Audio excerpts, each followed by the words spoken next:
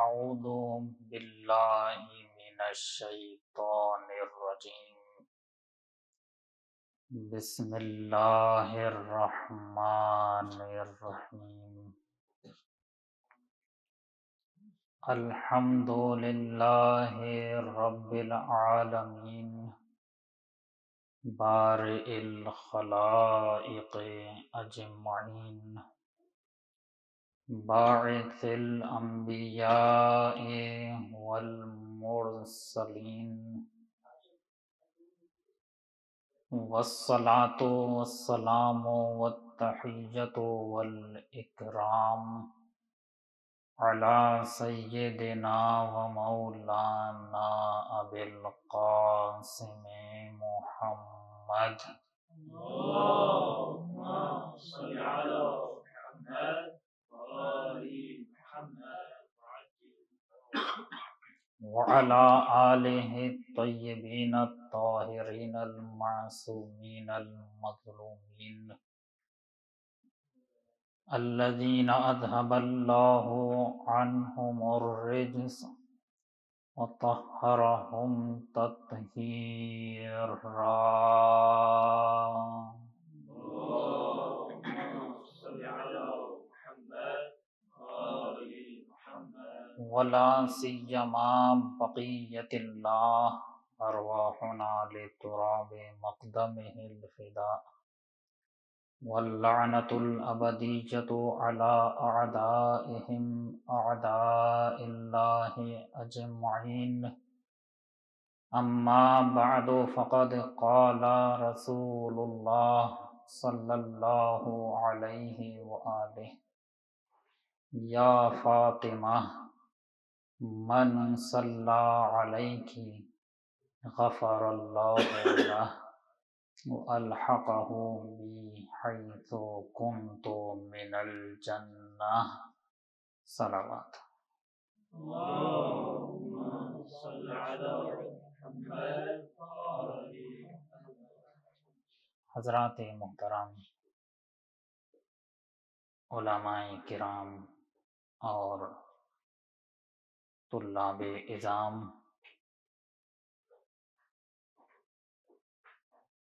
پیغمبر ختمی مرتبت صلی اللہ علیہ وآلہ نے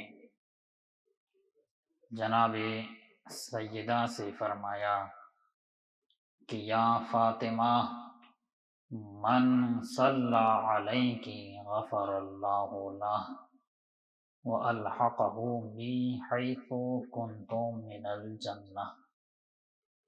اے فاطمہ، جو بھی تم پر صلوات بھیجے تو اللہ اس کے گناہ معاف کر دے گا اور اسے بخش دے گا. اللهم صل على محمد وآل محمد وعجل فرجه. اور جنت میں اس کا وہی مقام ہوگا کہ جو میرا مقام ہے. پیغمبر نے ایک شرط بیان کی ہے اور اس کے اوپر دو جزائیں مرتب ہو رہی ہیں. شرط یہ ہے کہ کوئی جناب صدیقہ پر صلوات بھیجے. اگر کوئی ایسا کرے گا تو اس کی پہلی جزا یہ ہے کہ اللہ اس کے گناہ معاف کر دے گا.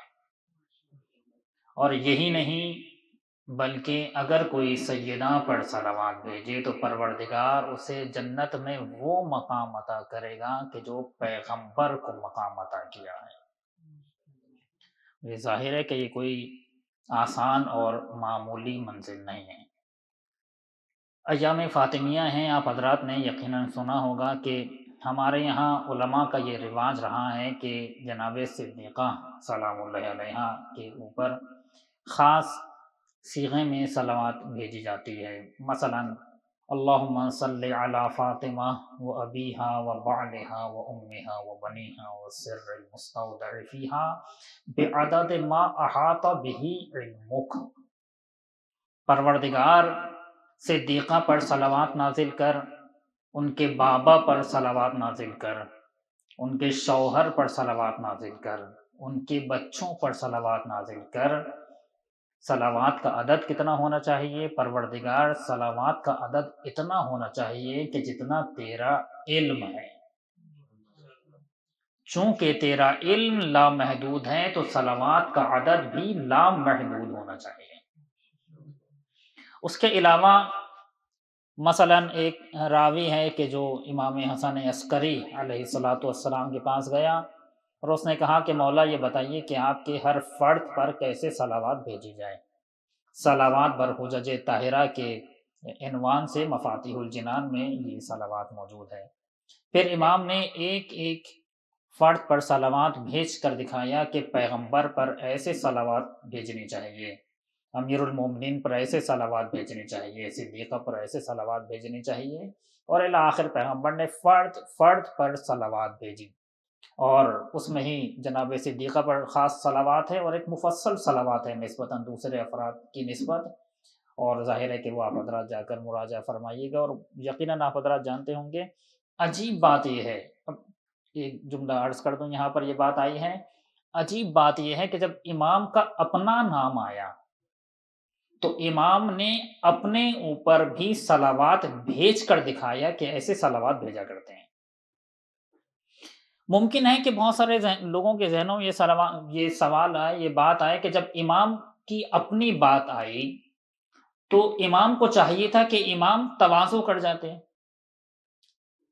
جیسے ہم سے کہتے ہیں کہ آپ، ہم کہتے ہیں کہ نہیں ہم کہاں۔ اب جب امام صلوات بھیجنا سکھا رہے ہیں کہ فلاں پر ایسا، امیر المومنین پر ایسے صلوات، امام حسن پر ایسے، امام حسین پر ایسے، اور جب امام حسن عسکری علیہ السلام کا اپنا نام آیا تو امام نے اپنے اوپر بھی صلوات بھیج کر دکھایا کہ ایسے صلوات بھیجا کرتے ہیں۔ کیوں نہیں کہ امام نے تواضع؟ چاہتے تو تواضع کر دیتے اور کہہ دیتے نہیں چونکہ میرا نام ہے تو میں تواضع کر دیتا ہوں، اس کے بعد پھر امام حجت علیہ السلام پر صلوات بھیج کر دکھا دیتے، لیکن نہیں، امام نے یہاں پر اس معنی میں کہ جو ہمارے یہاں تواضع کا لفظ رائج ہے، امام نے ایسے تواضع نہیں کی۔ کیوں؟ اس لیے کہ جہاں پر ذمہ داری ہو وہاں پر تواضع نہیں ہوتی، یا دوسرے لفظوں میں اپنی ذمہ داری کو صحیح طریقے سے انجام دے دینا ہی تواضع ہے۔ تواضع کی حقیقت یہی ہے۔ بہرحال تو پیغمبر نے فرمایا کہ جو بھی صدیقہ پر صلوات بھیجے گا پروردگار اس کے گناہ معاف کر دے گا اور اسے جنت میں وہی مقام عطا کرے گا کہ جو پیغمبر کا مقام ہے۔ یہاں پر تھوڑا سا رکیے، آپ قرآن مجید کی جب آیات پڑھتے ہیں، ہم سب جب قرآن مجید پڑھتے ہیں تو ہم دیکھتے ہیں کہ پروردگار عالم نے اپنے آپ کو پہچنوایا ہے کہ میں یہ کرتا ہوں، میں یہ کرتا ہوں، میں یہ کرتا ہوں، اور الی آخر کہیں پر بھی پروردگار عالم نے یہ نہیں فرمایا قرآن مجید میں کہ اے مومنو میں یہ کرتا ہوں تو تم یہ کرو۔ کہیں پر پروردگار عالم نے یہ نہیں کہا۔ مثلا آپ نہیں دکھائیں گے کہ پروردگار نے فرمایا ہو کہ میں خلق کرتا ہوں تو تم بھی خلق کرو، یا میں یہ کام کرتا ہوں تو تم بھی یہ کام کرو، نہیں۔ لیکن ایک مقام ایسا ہے قرآن مجید میں کہ جہاں پروردگار عالم نے فرمایا کہ اے مومنو میں یہ کرتا ہوں تو تم بھی یہی کرو۔ وہ کون سا مقام ہے؟ اور وہ آپ نے سنا ہے، ان اللہ وملائکتہ یصلون علی النبی یا ایھا الذین آمنوا صلوا علیہ۔ اے ایمان لانے والو، میں، اور صرف میں نہیں بلکہ میرے ملائکہ پیغمبر پر صلوات بھیجتے ہیں۔ میں یہ کرتا ہوں تو اے مومنو تم بھی پیغمبر پر صلوات بھیجو، اور اس کے بعد وسلموا تسلیما، اور پیغمبر کے سامنے ایسے تسلیم ہو جاؤ کہ جیسے تسلیم ہو جانے کا حق ہے۔ اس آیت میں تھوڑا سا رکنا چاہتا ہوں تاکہ وہ بات واضح ہو جائے جو میں نے حدیث آپ کے سامنے تلاوت کی پڑھی ہے، کہ اس آیت میں صلوات کا ظاہر بھی ہے اور اسی آیت میں صلوات کا باطن بھی ہے۔ صلوات کا ایک ظاہر ہے اور ایک باطن ہے۔ ظاہر وہی ہے کہ جو ہم تلفظ ادا کرتے ہیں، اللہم صلی علی محمد وآل محمد، یہ ظاہر صلوات ہے۔ اسی صلوات کا ایک باطن بھی ہے جو اس آیت میں پروردگار عالم نے ذکر کیا ہے۔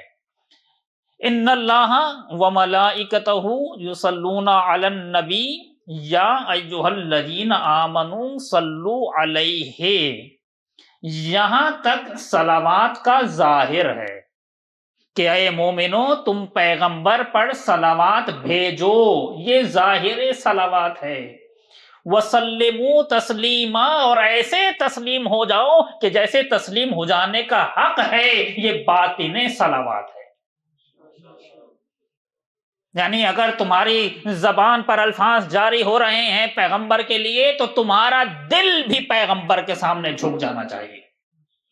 نہ یہ کہ تمہارا دل پیغمبر کے سامنے جھک جانا چاہیے، بلکہ تمہارا پورا وجود پیغمبر کے سامنے تسلیم ہو جانا چاہیے۔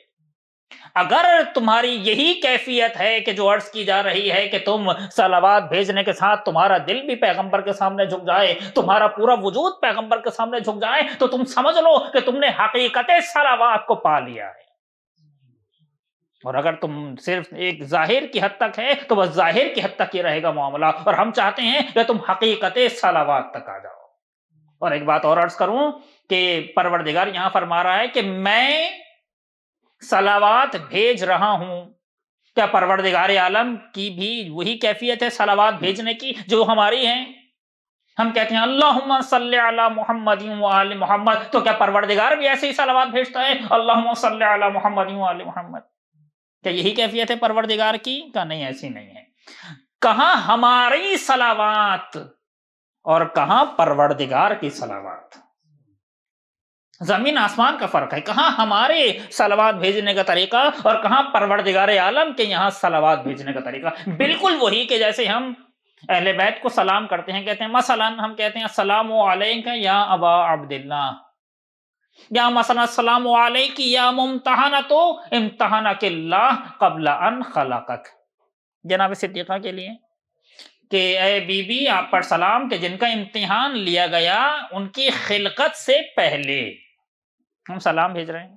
یا اس سے پہلے جو میں نے آپ کے سامنے پڑھا السلام علیک یا ابا عبداللہ، یا جو ابھی زیارت عاشورہ کی تلاوت کی گئی اے حسین ابن علی آپ پر سلام۔ آپ حضرات جانتے ہیں کہ زیارت عاشورہ حدیث قدسی ہے، حدیث نہیں ہے۔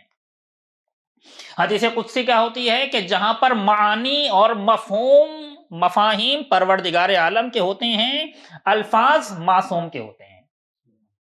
یعنی معصوم اپنے الفاظ میں پروردگار عالم کے معانی بیان کرتے ہیں، اسے کہتے ہیں حدیث قدسی۔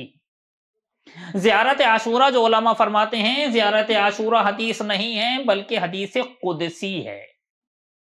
کیا مطلب؟ پروردگار عالم کے معانی ہیں جو امام باقر اور امام صادق اپنے الفاظ میں بیان کر رہے ہیں۔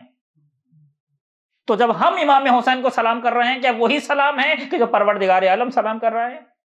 کیا نہیں؟ زمین آسمان کا فرق ہے۔ کہاں ہمارا سلام اور کہاں پروردگار عالم کا سلام۔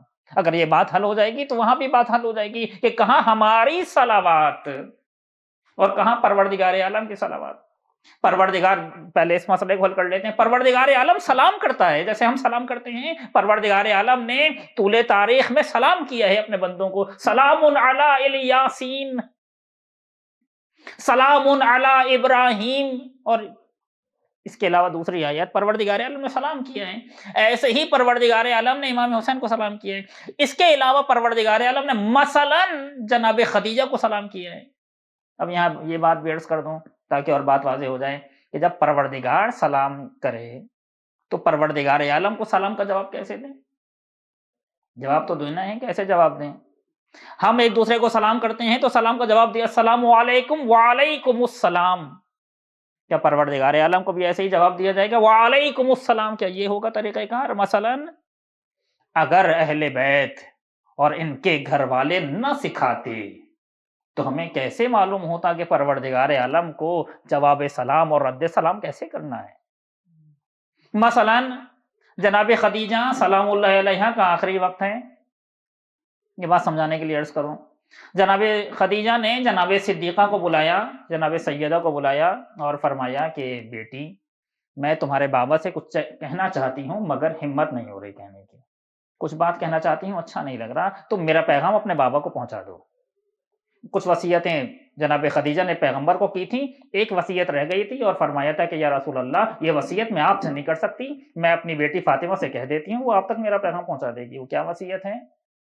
جناب خدیجہ نے فرمایا کہ میری بیٹی جا کر اپنے بابا سے کہنا کہ میں نے ان سے زندگی میں کچھ نہیں مانگا، جو تھا میں نے دے دیا، میرے پاس کچھ نہیں ہے، بس ایک چیز مانگنا چاہتی ہوں، میں کہنا چاہتی ہوں کہ جب میرا انتقال ہو جائے اپنے بابا سے کہنا کہ جب ان پر وحی نازل ہوتی تھی وہ خاص شال اور خاص کپڑا پہنے رکھتے تھے، اپنے بابا سے کہنا اسی شال میں مجھے کفن دے دیں، مجھے کچھ اور نہیں چاہیے، تمہارے بابا کی وہ چادر چاہیے، وہ شال چاہیے۔ جناب صدیقہ نے، جناب سیدہ نے پیغمبر کو یہ پیغام دے دیا کہ مادر گرامی اس طرح سے پیغام دے رہی ہیں، پیغمبر نے قبول کر لیا فوراً۔ جو روایت نے کہا ہے، تاریخ نے کہا ہے، فوراً جناب جبرائیل نازل ہوئے اور جناب جبرائیل ایک کفن لے کر آئے اور فرمایا کہ یا رسول اللہ، پروردگار عالم نے بات تحفہ درود و سلام فرمایا ہے کہ خدیجہ نے اپنا سب کچھ میری راہ میں نثار کر دیا، کچھ نہیں رکھا خدیجہ نے اپنے پاس، تو میں خدیجہ کے لیے جنت سے کفن نازل کر رہا ہوں۔ اور پھر اس کے بعد جناب جبرائیل نے فرمایا کہ یا رسول اللہ، خدیجہ کو پروردگار نے سلام کہلوایا ہے۔ جو میں جملہ عرض کرنا چاہ رہا تھا، پروردگار نے خدیجہ کو سلام کہلوایا ہے۔ پیغمبر نے آ کر جناب خدیجہ کو خوشخبری دی کہ پروردگار نے آپ کے لیے کفن بھجوایا ہے جنت سے، پروردگار نے بھجوایا ہے جنت سے کفن، اور پروردگار نے آپ کو سلام کہلوایا ہے۔ اب کیسے جواب سلام دیں؟ سلام پروردگار عالم کا نام ہے۔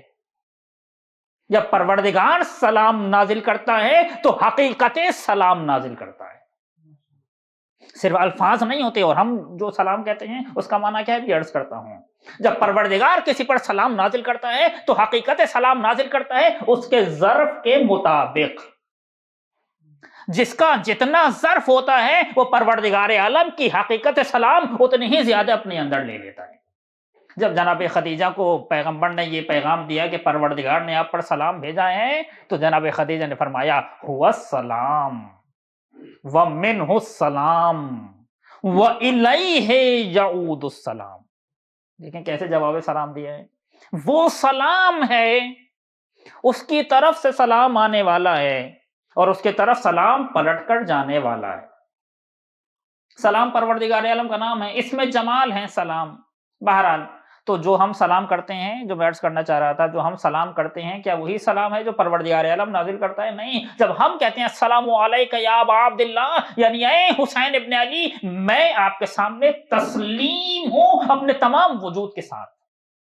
سلام اور تسلیم کا مادہ ایک ہی ہے، لیکن جب پروردگار عالم سلام کرتا ہے تو پروردگار تسلیم نہیں ہوگا، پروردگار حقیقت سلام نازل کرتا ہے، جس کا نتیجہ یہ ہوتا ہے کہ سامنے والا ہر عیب اور ہر نقص سے سالم ہو جاتا ہے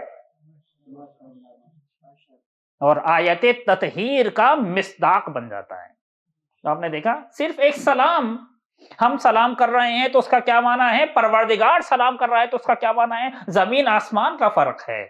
اسی طرح سے جب ہم صلوات بھیج رہے ہیں تو اس کا کیا معنی ہوگا، اور جب پروردگار صلوات بھیج رہے ہیں تو اس کا کیا معنی ہوگا۔ کہاں ہماری صلوات اور کہاں پروردگار کی صلوات۔ جب وہ صلوات نازل کرتا ہے تو حقیقت صلوات نازل کرتا ہے، حقیقت رحمت الہیہ نازل ہوتی ہے ان کے اوپر۔ تو غرض پیغمبر نے فرمایا کہ یا فاطمہ، بس میں جلدی جلدی اپنی بات کو سمیٹوں، یا فاطمہ من صلی علیکی غفر اللہ لہ۔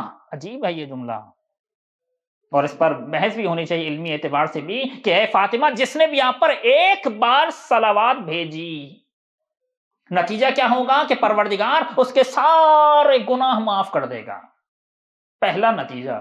اب یہاں پر آپ سے ایک سوال کرتا ہوں،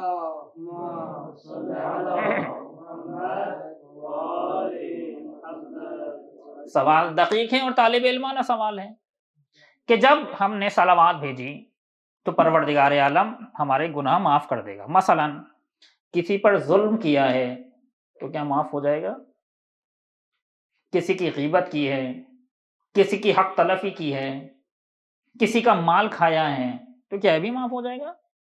ایک بات عرض کروں، چاہے قرآن مجید کی آیات ہوں چاہے ہماری روایات ہوں، ہم طلاب کو ان باتوں پر توجہ کرنی چاہیے. ہزارہ مسئلے تاریخ کے، حدیث کے، قرآن کے حل ہو جائیں گے. ایک کلیہ دینا چاہ رہا ہوں، چاہے قرآن مجید ہو، چاہے روایات ہوں، چاہے تاریخ ہو، ہمیں کچھ محکمات حل کرنے چاہیے. ہمارے ہاتھ میں کچھ محکمات ہونے چاہیے، اور ان محکمات کی روشنی میں متشابہات حل ہونے چاہیے. چاہے قرآن مجید کے محکمات اور متشابہات ہوں، جیسے قرآن مجید میں محکمات اور متشابہات ہیں اور محکمات کی روشنی میں متشابہات حل کیے جاتے ہیں، ایسے ہی تاریخ میں کچھ محکمات ہیں، کچھ متشابہات ہیں، اور تاریخ کے محکمات کی روشنی میں متشابہات حل ہونے چاہیے. اہل بیت کی سیرت پر کچھ محکمات حاکم ہیں، ان محکمات کی روشنی میں اہل بیت کی سیرت میں جو متشابہات پائے جاتے ہیں ان متشابہات کو حل ہونا چاہیے. مثلا میں ابھی کچھ عرصہ پہلے یہ مسئلہ پیش آیا تھا تو اس کا جواب بھی ہو جائے گا. مثلا اعتراض کرنے والے نے کہا اور کہنے والے نے کہا کہ امام سجاد علیہ السلام نے بیعت کر لی تھی، اور استناد کرنے والے نے ایک روایت سے استناد کیا. یہ جو مسئلہ ہے آپ مجھے بتائیے، یہ محکمات میں سے ہے یا متشابہات میں سے ہے؟ اہل بیت کی سیرت میں ایک مسئلہ پیش آیا ہے، یہ مسئلہ اہل بیت کے محکمات میں سے ہیں، وہ محکمات جو اہل بیت کی سیرت پر حاکم ہیں محکمات میں سے ہے یا متشابہات میں سے؟ آپ کہیں گے یقیناً اہل بیت کی سیرت پر کچھ محکمات حاکم ہیں، اس کے علاوہ جتنے بھی متشابہات ہیں ان محکمات کی روشنی میں ان کا معنی ہونا چاہیے. میں معنی نہیں کر رہا، بس ایک کلیہ دے رہا ہوں، اب اس کا معنی کر لیجئے خود ہی. مثلا اہل بیت کی سیرت پر جو ایک محکم حاکم ہیں وہ یہ ہے کہ اہل بیت کبھی بھی طاغوت کے سامنے نہیں جھکیں گے. یہ محکمات میں سے ہے، وَاجْتَنِبُوا الطَّاغُوتَ. اہل بیت کو حکم دیا گیا ہے کہ طاغوت کا انکار کریں، نہ کہ طاغوت کے سامنے جھک جائیں. یہ اہل بیت کی سیرت کے محکمات میں سے ہے. اب اگر کوئی اس کے برخلاف ہمیں متشابہ مل جائے تو ان محکمات کی روشنی میں یہ متشابہات حل ہوں گے، چاہے وہ سیرت کے محکمات ہوں یا تاریخ کے محکمات ہوں یا قرآن مجید کے محکمات ہوں یا علم حدیث کے محکمات ہوں، محکمات کی روشنی میں متشابہات حل ہوں گے. ابھی یہاں پر ایک مسئلہ آپ کے سامنے پیش کیا کہ اگر کوئی ظلم کرے، کسی کی حق تلفی کرے، کسی مال حرام کھائے، کسی کا مال کھا لے، کسی کی گردن پر کسی کا حق ہو اور وہ جناب صدیقہ پر صلوات بھیجے تو اس کے گناہ معاف ہو جائیں گے. محکمات میں سے یہ ہے کہ ایسا نہیں ہوگا. اگر کسی نے حق الناس تلف کیا ہے تو اس کی توبہ قبول نہیں ہے جب تک رد مظالم نہ کر دے، جب تک کسی کا حق اس کا واپس نہ کر دے. پھر اس حدیث کا معنی کیسے ہوگا؟ حدیث صحیح ہے مگر جو عرض کر رہا تھا کہ محکمات کی روشنی میں متشابہات حل ہوں گے. اس طرح کے جو مسئلے پیش آ رہے ہیں ہمارے ذہنوں میں، اعتراضات آ رہے ہیں، کیسے حل کریں گے یہ مسئلہ؟ ایسے ہی ہے کہ پروردگار معاف کر دے گا، مگر کیسے؟ پروردگار اس کی ہدایت کر کے اس کو معاف کرے گا. پہلے اس کی ہدایت کرے گا کہ دیکھو تم نے مال حرام کھایا تھا، مال حرام واپس کرو. خود اس کا دل گواہی دے گا کہ مجھے رد مظالم کرنا ہے تاکہ میرے گناہ معاف ہو جائیں. اسی طرح سے پروردگار معاف کرے گا. اگر کوئی ایک بار جناب صدیقہ پر صلوات بھیجے تو پروردگار اس طرح سے اس کی ہدایت کرے گا کہ اس کا دل کہے گا کہ لوگوں کو ان کے حقوق واپس کر دینا چاہیے. جب وہ یہ کرے گا تو یقیناً پروردگار اسے معاف کرے گا. اور اس کے بعد آخری جملہ عرض کر دوں کہ وَأَلْحَقَهُ، پیغمبر نے فرمایا وَأَلْحَقَهُ بِي حَيْثُ كُنْتُ مِنَ الْجَنَّةِ، پروردگار اسے وہیں قرار دے گا جنت میں کہ جہاں پر پیغمبر کو قرار دیا ہے. کتنا عجیب ہے یہ جملہ. اچھا، کچھ چیزیں ہمارے سامنے بچپن سے اس طرح سے تکرار کی گئی ہیں، اس طرح سے بیان کی گئی ہیں کہ ہمارے یہاں نقشہ کچھ اور ہے، اور اگر ہم روایات اٹھا کر دیکھیں تو نقشہ کچھ اور کھینچا گیا ہے. مثلا ہمیں یہ بتایا گیا ہے کہ جب مثلا ہم قیامت کا دن ہوگا، ہم نے اچھے اعمال کیے ہیں تو جنت بنی ہوئی ہے، جنت میں نہریں بہہ رہی ہیں، کچھ محل تعمیر ہو چکے ہیں. اگر ہم نے فلاں کام کیا تو ہمیں فلاں محل دے دیا جائے گا جو تعمیر ہوا ہوا ہے جنت میں. جنت آمادہ ہے، نہریں بہہ رہی ہیں، حوریں کھڑی ہوئی ہیں، غلمان کھڑے ہوئے ہیں، محل تعمیر ہیں، اور جو نقشہ کھینچا گیا ہے اگر یہ کام کر دیا وہ جو محل تعمیر ہوا ہوا ہے وہ آپ کے پاس آ جائے گا، وہ آپ کو دے دیا جائے گا.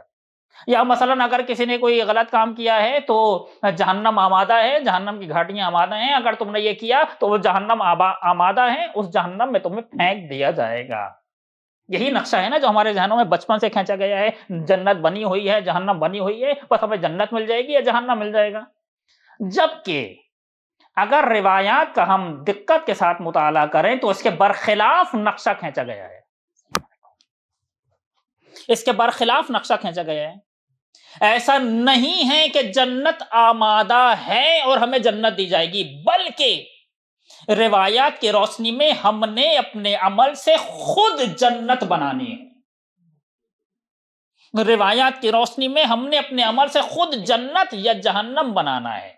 ہمارا ہر عمل یا جنت بنا رہا ہے یا جہنم بنا رہا ہے۔ میری جنت الگ ہے، آپ کی جنت الگ ہے، اور اس میں کوئی تداخل نہیں ہے۔ یہی ہمارے ذہنوں میں تصور ہوتا ہے جنت بنی ہوئی ہے، میرا محل ہے، آپ کا محل سامنے ہے، کسی کا محل برابر میں ہے، کہ نہیں، ہم نے اپنی جنت خود بنانی ہے اور ہر کسی کی جنت الگ ہے۔ وہ فیاض ہیں، اس کے فیض میں کوئی کمی نہیں، اور وہاں کوئی تداخل نہیں ہے کہ ایسا نہیں ہے کہ جگہ کم پڑ گئی ہے، جیسے زمینوں پر ہوتا ہے، جگہ کم پڑ گئی تو فلیٹ بنانا شروع کر دیا۔ ایسا نہیں کہ ایک کے اوپر ایک جنت پروردگار عالم نے دے دی، نہیں، ہر کسی کی اپنی جنت ہے اور وسیع جنت ہے، وہاں کوئی جگہ کی کمی نہیں ہے، وہاں کوئی تداخل نہیں ہے۔ اور پیغمبر فرما رہے ہیں کہ اگر کسی نے جناب صدیقہ پر صلوات بھیجی تو پروردگار جنت میں اسے وہیں قرار دے گا کہ جہاں مجھے قرار دیا ہے۔ محمد و آل محمد صلوات اللہم صلی علی محمد و آل محمد۔ جو مجھے وقت دیا گیا تھا تمام ہو رہا ہے، جلدی جلدی عرض کروں۔ یہاں پر تھوڑا سا رکیے۔ جنت میں جانا ہنر ہے، مگر صرف جنت میں جانا ہنر نہیں ہے۔ آپ کے سامنے ایک جملہ کہوں گا، آپ بات سمجھ جائیں گے جو میں کہنا چاہ رہا ہوں، اب وقت تقریباً تمام ہو رہا ہے۔ مثلا روایات کے مطابق مجنون بھی جنت میں جائے گا، تو مجنون بھی جنت میں جا رہا ہے اور ہم بھی جنت میں چلے جائیں تو ہم میں اور مجنون میں فرق کیا رہا؟ کوئی تو فرق ہونا چاہیے نا۔ اسی لیے یہاں پر ہمارے استاد فرماتے ہیں کہ اللہ سے جنت نہ مانگو، بلکہ یہ کہو کہ مالک جنت میں اہل بیت کے ساتھ رہنا ہے،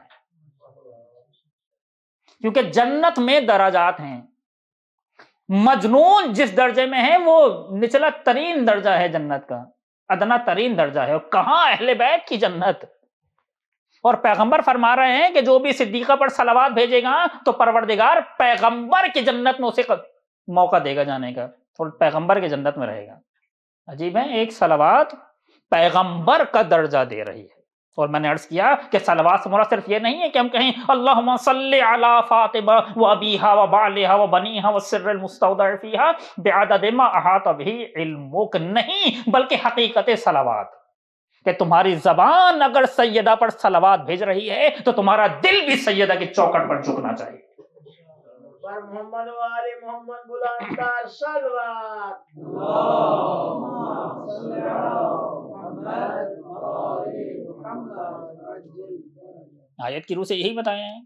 بہرحال جنت میں درجات ہیں، ہر درجہ دوسرے درجے سے مختلف ہے۔ ہمیں یہ کوشش کرنی چاہیے کہ جنت میں نہیں بلکہ جنت میں اہل بیت کے درجے تک جائیں یا ان کی خدمت میں جائیں، نہ یہ کہ حقیقتاً تو ایسا نہیں ہو سکتا کہ ہم اہل بیت کا درجہ پالیں، کہ نہیں، ہماری نیت یہ ہے کہ اہل بیت کی جنت میں جا کر یہاں نہیں تو ان کی وہاں تو خدمت کر لیں۔ جیسا کہ آپ نے تاریخ میں سنا ہوگا کہ جناب وہب کلبی کی زوجہ جب وہب کلبی جانے لگے مقتل کی طرف تو ہانیہ نام تھا، اور کربلا میں انہیں شہید کر دیا گیا تھا عاشورہ کے دن۔ ہانیہ امام حسین کے پاس آئیں اور کہا کہ مولا میں انہیں روکتی نہیں ہوں، وہب کلبی کو میری دو شرطیں ہیں، ایک شرط یہاں بھی آپ کو بتا دیتا ہوں، وہب کلبی سے کہیے کہ یہ ابھی جا کر شہید ہو جائیں گے، مجھے معلوم ہے، ان سے کہیے کہ جب یہ جنت میں جائیں تو اکیلے نہ جائیں، مجھے ساتھ لے کر جائیں، کیونکہ دنیا میں تو ان کی ہمراہی کا موقع نہیں ملا، میں چاہتی ہوں کہ وہاں ان کی ہمراہی کروں۔ بہرحال ہمارے نیت بھی یہی ہے کہ جنت میں جا کر اہل بیت کے قدموں کا بوسہ دیں۔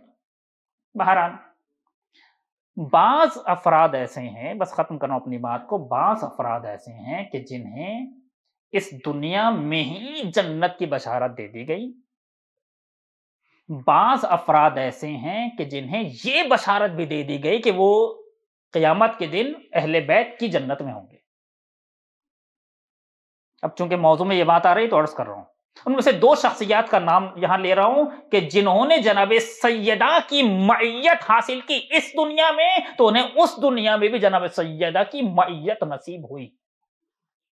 کیسے؟ 2 شخصیت کا ذکر کروں. جناب ام ایمن کہ پیغمبر نے جناب ام ایمن کو اسی دنیا میں جنت کی بشارت دے دی تھی کہ ام ایمن جنتی خاتون ہے. اسی لیے یہ مسئلہ بھی یہاں آتا ہے کہ جب جناب سیدہ سے گواہیاں مانگی ہیں تو جناب سیدہ نے جو گواہیاں دی ہیں امام حسن امام حسین اور جناب ام ایمن کی، کسی اور کی گواہی دے دیتی. جناب ام ایمن کو کیوں لے کر آئی؟ شاید وجہ یہ تھی کہ سیدہ بتا رہی ہیں کہ واحد خاتون جن کے بارے میں یہ بشارت دے دی گئی، جن کے بارے میں تم جانتے ہو، وہ ام ایمن ہیں کہ جن کی جنت کی بشارت دے دی گئی ہے. دیکھو ساری جنتیں تو میرے پاس ہیں، تمہارے پاس کیا بچا؟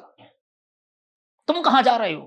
جنتوں کا راستہ یہاں ہے، یہ چھوڑو گے تو جہنم میں چلے جاؤ گے. بہرحال ان میں سے ایک جناب ام ایمن ہے کہ جنہیں بتا دیا گیا اسی دنیا میں. کیوں؟ جناب ام ایمن نے جناب صدیقہ کی ہمراہی کی. ان میں سے ایک شخصیت ہے جناب اسماء بنت امیس. یہ 2 بہنیں ہیں، اسماء بنت امیس اور سلمہ بنت امیس. جناب سلمہ بنت امیس دونوں کے بارے میں کہا گیا کہ دونوں جنتی بہنیں ہیں. دونوں کے بارے میں کہا ہے، روایت میں ہے. جناب سلمہ بنت امیس جناب حمزہ سید الشہداء کی زوجہ. جناب اسماء بنت امیس جو پہلے جناب جعفر طیار کی زوجہ تھیں. جنگ موتا میں جناب جعفر طیار کی شہادت کے بعد پیغمبر کے حکم سے جناب اسماء بنت امیس کی خلیفہ اول سے شادی ہو گئی.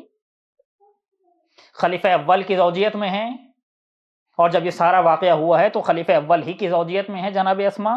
مگر عجیب ہے، یہاں یہ جملہ کہہ دوں، خلیفہ اول کی زوجیت میں ہیں مگر سیدہ کی ہمراز ہیں. اور تاریخ میں یہ ہوا ہے. میں ظاہر ہے کہ ریکارڈ ہو رہا ہے، میں کیسے کہوں، بہت ساری بات تاریخ میں یہ ہوا ہے. خلیفہ اول کی زوجیت میں ہیں، جناب صدیقہ کی ہمراز ہیں. آخر وقت تک جو واحد شخصیت جناب صدیقہ کے ساتھ ہے وہ جناب اسماء کی شخصیت ہے. اور جناب اسماء ہی کو جناب کے بارے میں امیر المومنین کو جناب صدیقہ نے وصیت کی تھی کہ ان سے شادی کر لیجئے گا. اور پھر جناب اسماء کے بطن سے خلیفہ اول کا بیٹا تھا محمد ابن ابی بکر، جناب اسماء اسے لے آئی تھیں خلیفہ اول کے انتقال کے بعد، اور پھر محمد ابن ابی بکر کی امام علی نے پرورش کی تھی اور ان کے بارے میں فرمایا تھا کہ محمد ابن ابی بکر میرا بیٹا ہے. دیکھ رہے ہیں آپ، انسان اگر خدا تک پہنچنا چاہے، انسان اگر اہل بیت تک پہنچنا چاہے تو کوئی بھی چیز رکاوٹ نہیں بن سکتی. کوئی بھی چیز رکاوٹ نہیں بن سکتی. کوئی رکاوٹ ہے ہی نہیں خدا یا اہل بیت تک پہنچنے کے لیے. جناب اسماء نے کتنی مشکلات جھیلی ہیں. جناب صدیقہ کی خاطر کچھ کم مشکلات ہیں یہ. اب یہ اس کے اوپر بہت ساری باتیں اور ہو سکتی ہیں، یہ ظاہر ہے کہ وقت اب ختم ہو گیا ہے. آخر وقت پر جناب صدیقہ نے جنہیں وصیتیں کی ہیں وہ جناب اسماء ہیں. کہ اسماء جو آپ سنتے رہتے ہیں کہ اسماء میں جا رہی ہوں، صحن خانہ میں جا رہی ہوں، جب تک تسبیح و تہلیل کی آوازیں آتی رہیں سمجھ لینا کہ پیغمبر کی بیٹی زندہ ہے. اور جب آوازیں آنا بند ہو جائیں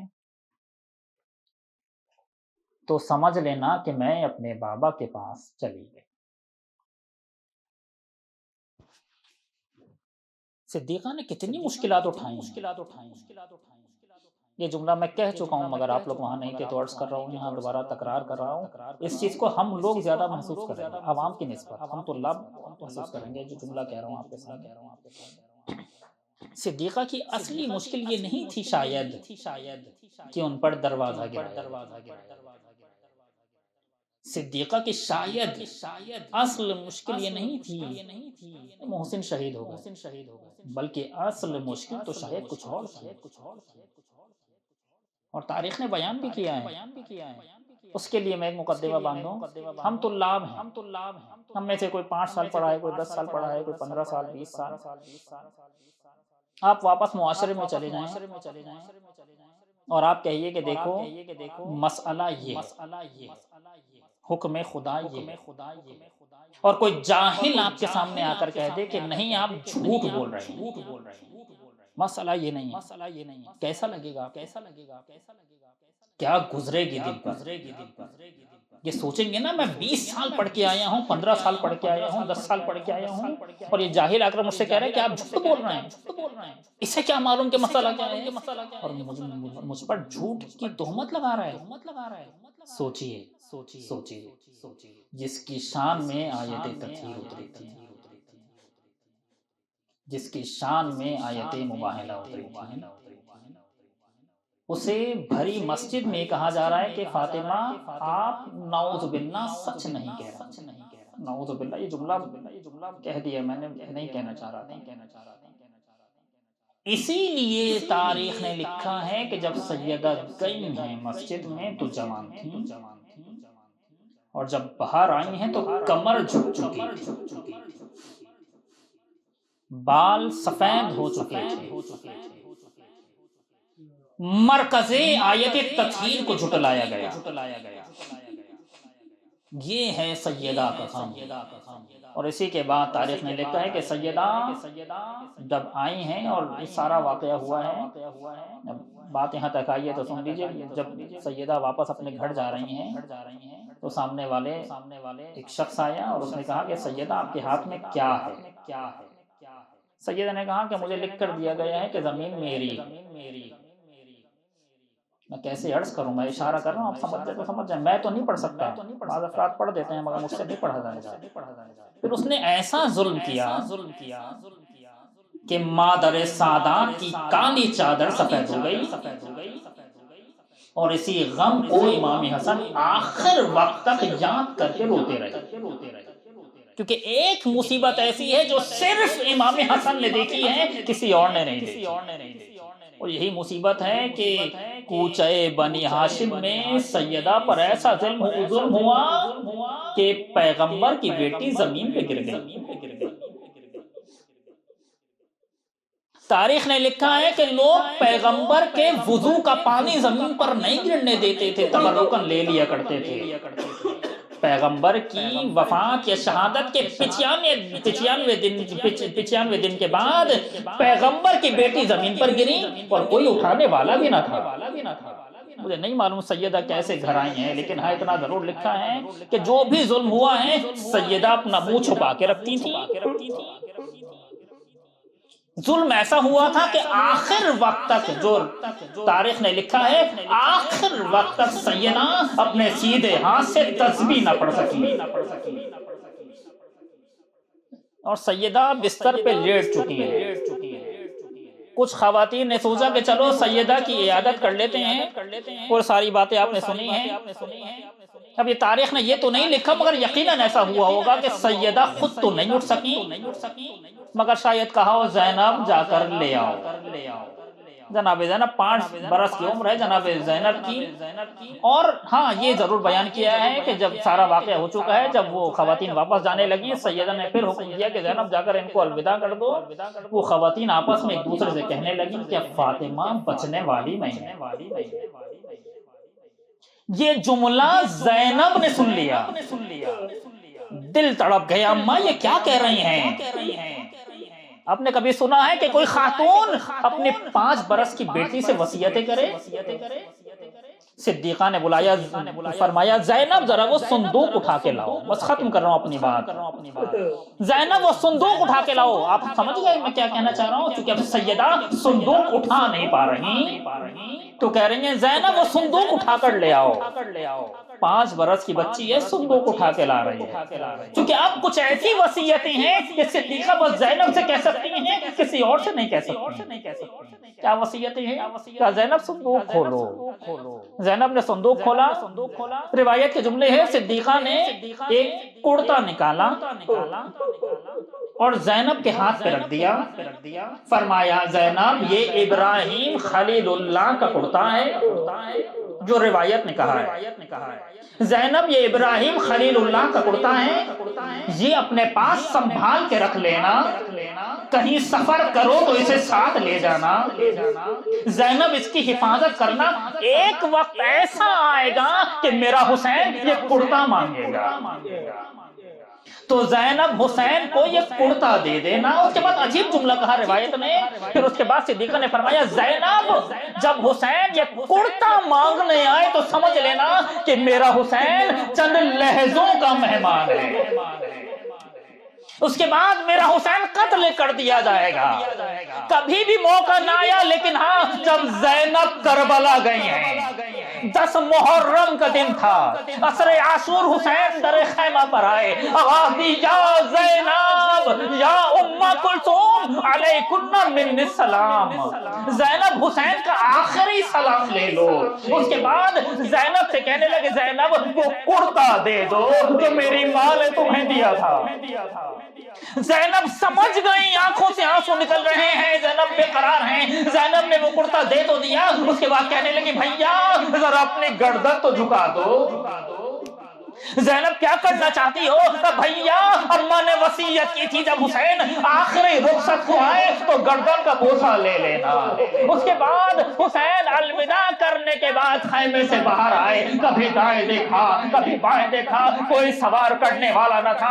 آواز دی یا ابطال الصفا و یا فرسان الحجہ، اے میرے شیرو، اے شہ سوارو کہاں ہو؟ میں بلاتا ہوں تو جواب نہیں دیتے، دیکھو مجھے کوئی سوار کرنے والا نہیں۔ مدافع ولایت کی بیٹی زینب ایک مرتبہ پھر خیمے سے نکلی، اے بھیا عباس نہیں تو کیا ہوا، زینب عباس بن کر دکھائے گی۔ زینب نے اپنے بھائی کو سوار کر دیا۔ انا للہ و انا الیہ راجعون۔ الہی بحق الزہراء و ابیہا و امہا و بعلہا و بنیہا و السر المستودع فیہا، پروردگارہ امام زمانہ کے ظہور میں تاجیل فرما، ہم سب کے گناہوں کو معاف فرما، ہماری عبادتوں کو قبول فرما، بیماروں کو شفائے کامل عاجل عنایت فرما، بے گناہ قیدیوں کو رہائی عنایت فرما۔ پروردگارہ اسلام اور اہل بیت کے دشمن جہاں کہیں بھی ہیں، خصوصاً امریکہ، اسرائیل، وہابیت، ان سب کو نیست و نابود فرما۔ پروردگار مجاہدین کو کامیابی عنایت فرما، سرزمین ہائے اسلامی کی حفاظت فرما۔ پروردگار داعش اور اس طرح کے تمام تکفیری گروہوں کا خاتمہ فرما، مجاہدین کو کامیابی عنایت فرما، اسرائیل کو نیست و نابود فرما۔ اہل بیت کے چاہنے والے علماء حقہ، علماء کرام، مراجع اعظام خاص طور پر مقام معظم میں رہبری کا سایہ سروں پر برقرار فرما۔ پروردگار ہم سب کو امام زمانہ کے ایمان و انصار میں شامل فرما، بحق محمد و آل محمد۔